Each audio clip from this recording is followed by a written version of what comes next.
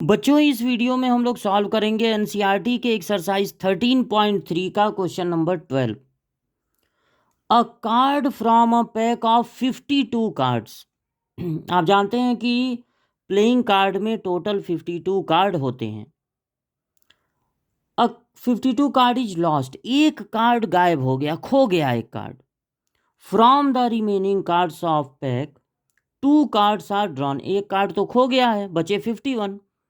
उसमें से 2 कार्ड निकाले गए, 2 cards are drawn and are found to be both diamond. ये पाया गया कि वो दोनों के दोनों डायमंड के कार्ड हैं। Find the probability of the lost card being a diamond. अब इस बात की प्रोबेबिलिटी कि जो कार्ड खोया था वो डायमंड का था। तो यहां पर एक इवेंट ये हो गया कि लॉस्ट कार्ड इज डायमंड, और एक इवेंट ये हो गया कि lost card is not diamond. खोया हुआ कार्ड डायमंड का है, डायमंड मतलब जिस पे ऐसा सिंबल बना होता है, और lost card is not diamond. ये दो बातें हो गई। अब दोनों में से कोई एक ही हुआ होगा, या तो खोया हुआ कार्ड डायमंड का होगा या तो नहीं होगा। और यहाँ पर कंडीशन भी दे दी गई है कि बाद में जब हम 2 कार्ड निकाले तो वो दोनों डायमंड के हैं, क्योंकि डायमंड के टोटल 13 कार्ड होते हैं। अगर एक खो भी जाएगा तो 12 कार्ड बचे, तो दोनों डायमंड के तो मिल ही सकते हैं। लेकिन अब इन दोनों इवेंट में कोई एक ही हुआ होगा, और कंडीशनल भी है। बता दिया गया है कि बाद में जो 2 हम कार्ड निकाले हैं वो दोनों के दोनों डायमंड के हैं। तो अगर 2 में से एक ही काम हुआ है और कंडीशनल भी है, कंडीशन दे दिया गया है, तो इसका मतलब ये 22 थियरम से लगेगा। और 22 थियरम में कंडीशन को हम लोग सपोज कर लेते हैं ई। तो क्या कंडीशन है, क्या पता है हमको, क्या दिया हुआ है कि बाद में जो 2 कार्ड निकाले गए बोथ कार्ड्स आर डायमंड, ये हमको पता है। अब अगर हम यहां पर 22 थियरम लगाएं तो वो कहेगा कि हमको ये तो पता ही है कि दोनों कार्ड डायमंड के मिले हैं। अब इस बात की प्रोबेबिलिटी कि लॉस्ट कार्ड भी डायमंड का हो, मतलब इस बात की प्रोबेबिलिटी कि कौन सा इवेंट हैपन हुआ हो ए। तो 22 थियरम का फार्मूला इस तरह से लिखा जाता है, प्रोबेबिलिटी ऊपर वाला और फिर प्रोबेबिलिटी रेसिप्रोकल करके, उल्टा करके, ई बाई ई ए। और अपॉन में क्या लिखते हैं, अगर ये 2 इवेंट है, खोया हुआ का डायमंड का हो या डायमंड का न हो, तो एक बार ए के लिए ये लिखेंगे, एक बार बी के लिए लिखेंगे, और दोनों के बीच में प्लस लगा देंगे। तो एक बार तो यही नोट हो जाएगा, probability E A, probability E by E A, और plus probability E B, probability E by E B. अब क्या करेंगे, हम इसको फार्मूला तो बना लिए, अब इन सब के बारे में बताएंगे वहाँ बोर्ड एग्जाम में कि इसका मतलब क्या है और ये प्रोबेबिलिटी किसके इक्वल है। तो देखिए, प्रोबेबिलिटी ये का मतलब है कि पहला वाला इवेंट हुआ, मतलब ए वाला इवेंट हुआ हो, इस बात की प्रोबेबिलिटी। यानी प्रोबेबिलिटी इस बात की कि lost card, probability that lost card is diamond. तो अब देखिए, 52 कार्ड में से एक कार्ड गायब हुआ और डायमंड का कार्ड हो, तो डायमंड के कितने कार्ड होते हैं, 13। तो ये प्रोबेबिलिटी हो गई 1/4। और प्रोबेबिलिटी ई बी का मतलब होगा प्रोबेबिलिटी दैट बी हुआ हो, ई बी मतलब बी हुआ हो, probability that lost card is not diamond.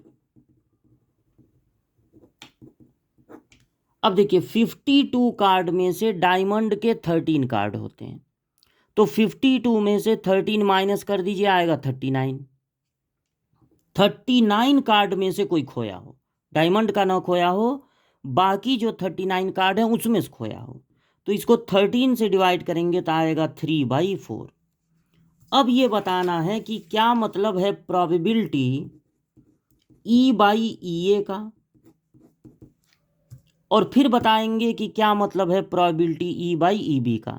जब ये सारी प्रोबेबिलिटी निकल जाएगी तो इसी फार्मूले में रख देना है। अब देखिए, जब हम दो इवेंट को अपान करके लिखते हैं तो वो कहलाती है कंडीशनल प्रोबेबिलिटी।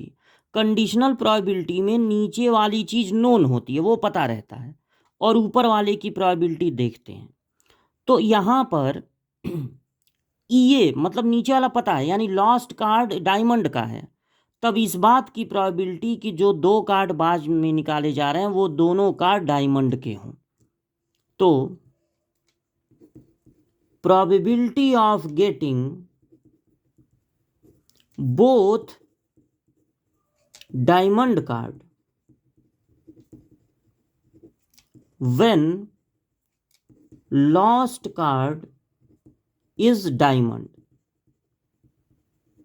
तो देखिए, ये प्रोबेबिलिटी हम कैसे निकालेंगे। अगर मान लीजिए खोया हुआ जो कार्ड है वो डायमंड का है, तो डायमंड के 13 कार्ड में एक तो खो गया, बचा 12।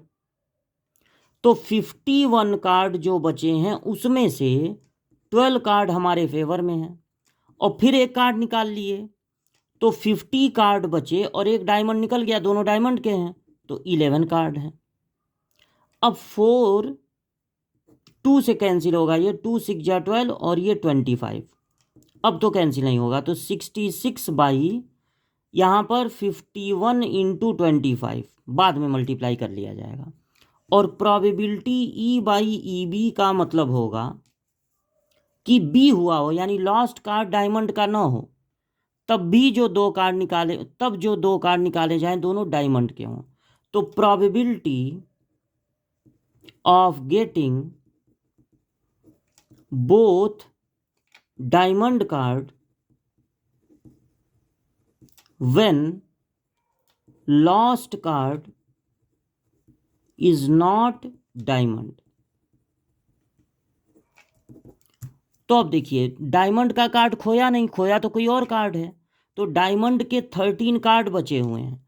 तो जब हम 51 कार्ड में से कार्ड निकाल रहे हैं तो उसमें डायमंड के 13 कार्ड हैं, और अब जब एक कार्ड निकाल लिए दूसरा कार्ड निकाल रहे हैं तो 50 कार्ड बचेंगे, और डायमंड के कार्ड उसमें कितने होंगे, 12। तो ये हो जाएगा 13 से इसको कैंसिल कर सकते हैं, लेकिन यहाँ पर 51 इंटू 25 है तो बस 2 से कैंसिल करिए, 2 6 जा 12 और ये 25, ताकि दोनों जगह अपॉन में एक ही चीज़ रहे। तो 6 3 जा 18 को 8 1 बचा, 78 बाई 51 इंटू 25। अब ये सारी वैल्यू अपने फार्मूले में रख देंगे। तो प्रोबेबिलिटी क्या निकालनी थी, ई ए अपॉन ई, ये इक्वल टू होगा, सबसे पहले था प्रोबेबिलिटी ई ए यानी 1/4 into probability E by E ए यानी 66 अपॉन 51 इंटू 25।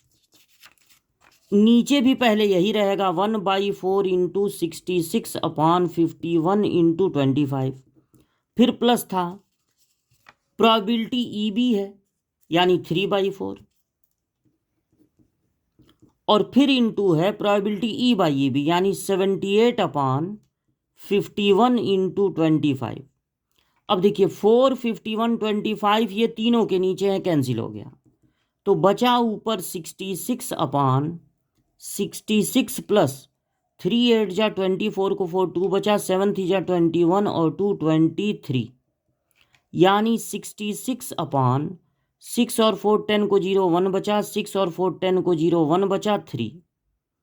तो इसको अगर 6 से कैंसिल करें तो 11 और 6 5 जा 30, यानी हो गया 11/50। तो 11/50 हो गया आंसर। अब देखिए, लॉस्ट कार्ड डायमंड का हो भी सकता है, नहीं भी, तो यानी दोनों में से एक ही चीज हुआ होगा, और कंडीशनल है, बता दिया गया है कि बाद में जो दो कार्ड निकाले गए दोनों डायमंड के। तो यहां पर इसलिए 22 थियरम लगेगा। 22 थियरम में कंडीशन को ई सपोज कर लेते हैं, ये तो पता ही है कि दोनों कार्ड डायमंड के मिले हैं। अब इस बात की प्रोबेबिलिटी कि खोया हुआ कार्ड भी डायमंड का था। फॉर्मूला कैसे बनता है बाईज का? प्रोबेबिलिटी ऊपर वाला, प्रोबेबिलिटी रेसिप्रोकल करके, और यही चीज़ दोनों इवेंट के लिए लिख के नीचे ऐड कर देंगे। अब इन सब के बारे में 1 बाई 1 वहाँ बोर्ड एग्जाम में बताएंगे और सब की प्रोबेबिलिटी यहाँ पर निकाल लेंगे। ये सारी वैल्यू बनाए गए फार्मूले में रखेंगे तो आंसर मिल रहा है 11/50।